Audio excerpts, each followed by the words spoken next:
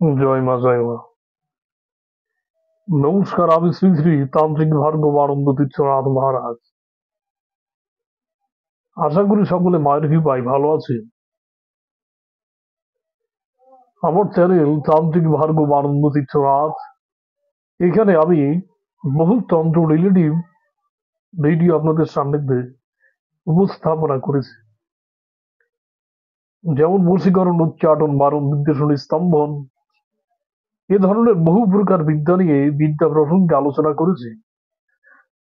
আজকে আপনাদের সান্নিধ্যে একটি বশীকরণ কুফুরি বিদ্যা নিয়ে আলোচনা করতে চলেছি। যারা এই মুহূর্তে পাশে আছেন তারা ভিডিওটি প্রথম থেকে শেষ পর্যন্ত দেখতে থাকুন, মনোযোগ সহকারে প্রথম থেকে শেষ পর্যন্ত দেখতে থাকুন, তাহলে সম্পূর্ণ ভেদ বুঝতে পারবেন। কুফুরি বশীকরণ নিয়ে হাজির হয়েছে, শয়তান দ্বারা কুফুরি বশীকরণ। নারী পুরুষের জন্য করতে পারবে, বা পুরুষ নারীর জন্য করতে পারবে, নিজের স্ত্রীর জন্য করতে পারবেন, নিজের ভালোবাসার মানুষের জন্য করতে পারবেন, বা দূরে থাকা মানুষের উপর এই বিদ্যা প্রয়োগ করতে পারবেন। এই বিদ্যার প্রভাবে যত বড় কঠিন হৃদয়ের মানুষই হোক না কেন, সে আপনার মোহে মোহিত হবে এবং আপনার সান্নিধ্যে হাজির হবে। খুবই শক্ত কুফরি কালাম বা বশীকরণ, সঠিকভাবে ক্রিয়াটি করতে হবে। তো কিভাবে কাজটি করবেন সে প্রসঙ্গে চলে যায়। স্ক্রিনে একটি নকশা দেখতে পাচ্ছেন, কুফরি নকশা। সর্বপ্রথম এই নকশাটি অমাবস্যার দিন রাত 12টার পর একদম উলঙ্গ ন্যাংটা হয়ে একাকিত্ব ভাবে মাঠের ভিতর বসতে পারেন, বা নিজের ঘরে বসতে পারেন, বা নিজের ঘরের ছাদে বসতে পারেন। যে কোনো নির্জন একটি স্থানে উলঙ্গ ন্যাংটা হয়ে গায়ে একটা সুতো থাকবে না, বসতে হবে। বসে নিয়ে নিজের শরীর বন্ধ করবেন, আয়াতুল কুরসি 3 বার পরে বুকে ফু দিয়ে শরীর বন্ধ করে নেবেন। 11 বার দুরূদ শরীফ পাঠ করবেন, 4 কুল পাঠ করবেন, গুরু স্মরণ করে নিয়ে তারপরে কাজে প্রবৃত্ত হবেন। এর আগে আমি কিভাবে আত্মসার করতে হয়, নিজের শরীর কিভাবে বন্ধ করতে হয়, কিভাবে শিখা বন্ধ করতে হয়, কিভাবে গন্ডি দিতে হয়, কিভাবে আসন বন্ধ করতে হয়, এই বিষয় প্রসঙ্গে আলোচনা করেছি। পূর্বের যে ভিডিওগুলো আছে সেই ভিডিওটি দেখে নিয়ে কাজ করবেন। মোট 9টা ভোজ্যপত্র সংগ্রহ করবেন। 9টা ভোজ্যপত্র লাগবে। লাগবে মিস্ক জাফরানের কালি।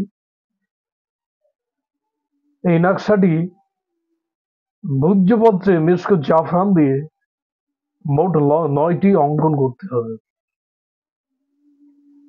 9টি অঙ্কন করলেন। অঙ্কন করার পর পূর্বে আমার একটা মন্ত্র দেওয়া আছে চ্যানেলে, নকশা কিভাবে জাগাতে হয়। 21 বার মন্ত্র পাঠ করে প্রতিবার মন্ত্র পাঠ করবেন, প্রতিবার একবার করে ফু দিবেন এই নকশায়, শয়তানি নকশায়। তাহলে এই নকশার ভিতরে জীবন চলে আসবে। মৃত জিনিস নিয়ে নাড়াচাড়া করতে নেই, কাজ হয় না। যে কোনো জিনিস, মৃত জিনিস জীবিত করে বা জাগিয়ে নিয়ে কাজ করতে হয়, তাহলে কাজের সুফল হয়। তারপর 9টি নকশা অঙ্কন করলেন। অঙ্কন করার পর এই নকশা জাগ্রত করলেন। এবার একটি নকশা একটি তাবিজে পুরে মুখটা মোম দিয়ে এঁটে যে রমণীর যে রমণীকে আপনি ভালোবাসেন, সে আপনার ভালোবাসা প্রত্যাখ্যান করছে, বা আপনি আপনার সান্নিধ্যে হাজির করতে চান, সেক্ষেত্রে আপনি একটি তাবিজ তার চলাচলের পথে গাড়বেন। সে ব্যক্তি যদি দূরে থাকে তাহলে পাথর দিয়ে, ভারী বস্তু বা পাথর দিয়ে চাপা দিয়ে রাখবেন। এই তাবিজটি, কুফুরি তাবিজটি চিৎ করে সোজা করে রেখে তার উপরে পাথর দিয়ে চাপা দিয়ে রাখবেন। আর যদি প্রিয় যদি কাছে কোলে থাকে তাহলে তার চলাচলের পথে পুঁতে দেবেন। প্রথম তাবিজটা পুঁতবেন। দ্বিতীয় তাবিজটি কি করবেন, অব্যঘাতে মৃত্যু হয়েছে অ্যাক্সিডেন্টে বা অকাল মৃত্যু হয়েছে বা বজ্রাঘাতে মৃত্যু হয়েছে বা সর্পাঘাতে মৃত্যু হয়েছে, এমন অপমৃত্যু হয়েছে এমন কোন ব্যক্তির কবরে কবর জাগিয়ে কবর জাগানোর মন্ত্র আমার চ্যানেল দেওয়া আছে। এর আগে 3 বার মন্ত্র পাঠ করে কবর জাগিয়ে নিয়ে তারপরে এই একটি তাবিজে কুফুরি কালামটি পড়বেন, মোম দিয়ে আটবেন, এটি কবরের মাঝখানে পুঁতে দেবেন। পুঁতে দিয়ে পেছনের দিকে না থেকে চলে আসবেন। তৃতীয় তাবিজ, দ্বিতীয়। আর থাকলো 7টা। এই 7টা কি করবেন, বাড়িতে এসে আগুন দিয়ে পুড়িয়ে দেবেন এক পিস একটা, এবং পরের দিন একই সময় আরেকটা তাবিজ পড়াবেন। পরপর 7 দিন 7টি তাবিজ ছুটিয়ে দেবেন। কাঙ্ক্ষিত ব্যক্তি যেখানেই থাক না কেন, যেই প্রান্তেই থাক না কেন, শরীর যদি কোনো বন্ধন না থাকে, বিশেষ কোনো বন্ধন যদি না থাকে, তো সে পৃথিবীর যে প্রান্তেই থাক না কেন 7 থেকে 11 দিনের ভিতরে আপনার সান্নিধ্যে হাজির হবে।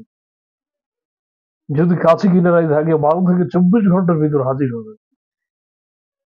সেই কাঙ্ক্ষিত ব্যক্তি যদি হাজির হয়েও যায়, কাজটি শেষ করতে হবে। 7 দিন পর্যন্ত কাজটি চালিয়ে যেতে হবে, না হলে কাজের পার্শ্ব প্রতিক্রিয়া নষ্ট হয়ে যাবে।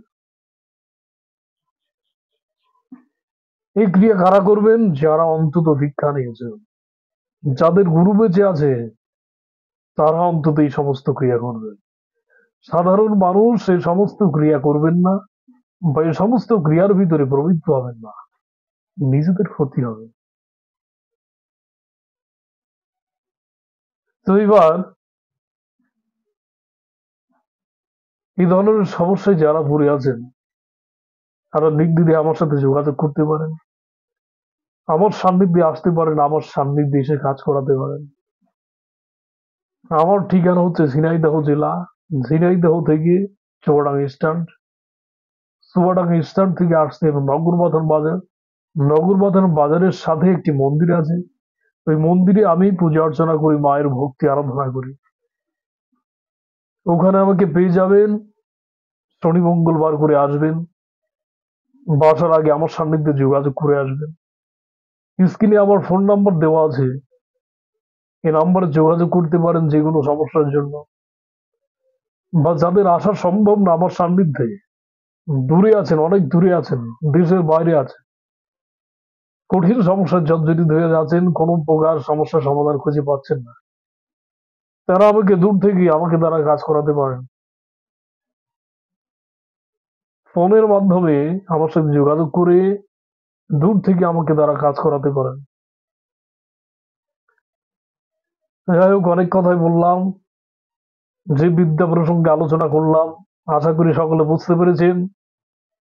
শুধুমাত্র বুঝলে হবে না, শুনে রাখলে হবে না, প্রয়োজনে কাজ করতে হবে। যে সমস্ত শিষ্য সামগ্রী আছে আমার, তারা কাজগুলো নোট করে রাখুন এবং এই সমস্ত কার্য দিয়ে কাজ করুন, মানুষকে উপকার করুন। শুধু জেনে রাখলে বা লিখে রাখলে হবে না, এগুলো জিনিসটা ব্যবহার করতে হবে। সঠিকভাবে যদি ব্যবহার করতে পারেন, শতভাগ ফল পাবেন।